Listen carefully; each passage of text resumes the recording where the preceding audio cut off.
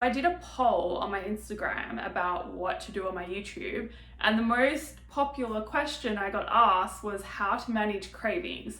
So that is what I'm going to talk about in this video.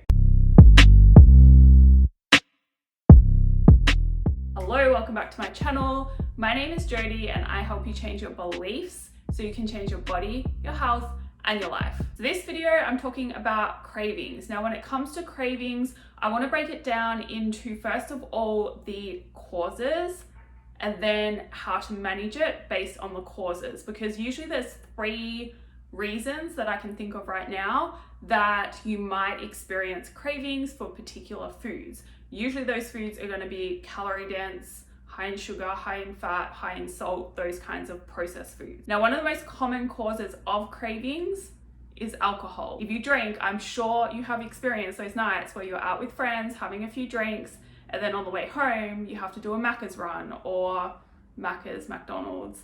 I've heard recently that Macca's is like the Aussie way of saying it, and then everyone else says McDonald's, but I don't know, apparently we shorten every word here, like Macca's and Aussies, and I don't know. Anyway, what I'm getting at is alcohol causes cravings, or alcohol makes you want to reach for those calorie dense foods. So the easiest way to avoid those types of cravings is to just avoid alcohol. Now, I know this isn't always easy and it's not necessary in a way for weight loss or fat loss, because as long as you are within your calorie requirements, working out properly, you can lose fat and still drink alcohol. I wouldn't recommend it every week though. But if you're someone where your cravings and like going overboard with food is caused by alcohol, then the easiest way is to kind of just cut it out for a while. And I'm not a fan of cutting anything out forever, but cut it out for a good amount of time until you get to your goal, or until you start making really good progress, and you can use that to kind of keep you motivated. And then when you have a drink, maybe you'll be more inclined to say no to the extra food, or not give in to your cravings because of the progress that you've made. Now, the next common cause of cravings is restriction. And as I'm going through these, you should be thinking, okay, am I someone that gets cravings?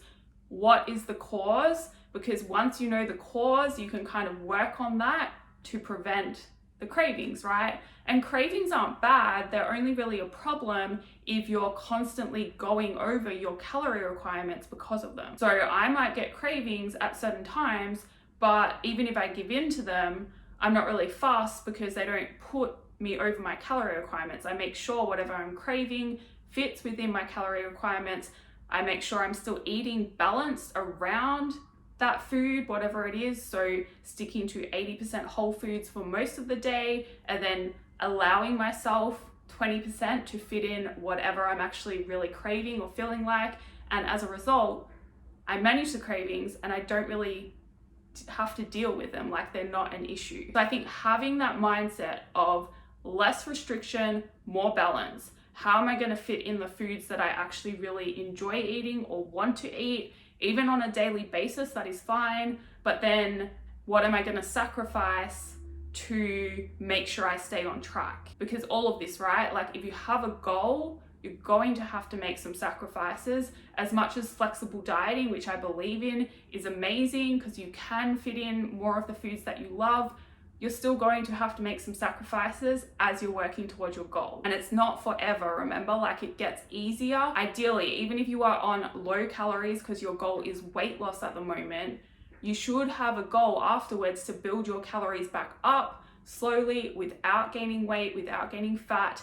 And therefore, you're going to find it a lot easier to maintain where you got to and still enjoy your life and fit those foods in without feeling like you're sacrificing so much. Try not to completely restrict unless that's part of your plan. And in some cases, that is okay. Like everyone is different. Everyone needs different things when it comes to your fitness journey, losing fat, building muscle, all of that. I just had a conversation with a client this morning, and she's someone that needs a bit of a hard and fast rule, and so that is what we gave her. And again, it's not going to be forever, it's just a temporary strategy that suits her to help her stay on track. Now, if you have eating disorder tendencies, or have that as a history, I wouldn't recommend that approach. Another thing that can help with cravings around restriction is working out when during the day you're craving particular foods.